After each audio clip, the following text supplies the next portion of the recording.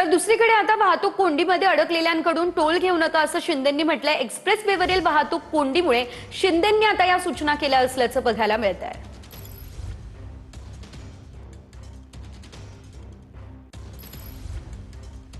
जाम झाले खूप ते हेवी बाजूला करून हेवी ट्रॅफिक थांबवू नये ना।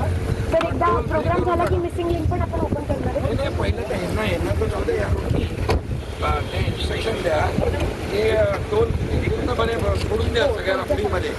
आपले पोलीस उभे करा। फुल आम्ही वरून बघितलं फुल ट्रॅफिक जाम आहे नंतर तर कार्यक्रम झाला लगेच सोडू पण तोपर्यंत इथून सोडू द्या।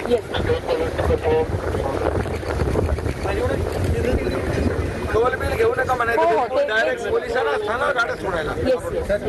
ट्रॅफिक जाम झाले खूप ते हेवी बाजूला करून हेवी ट्रॅफिक थांबवू नये ना।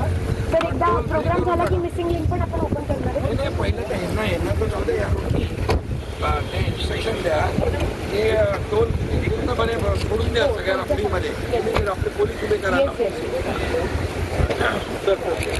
फुल आम्ही वरून बघितलं फुल ट्रॅफिक जाम आहे नंतर तर कार्यक्रम झाला लगेच सोडू पण तोपर्यंत इथून सोडू द्या।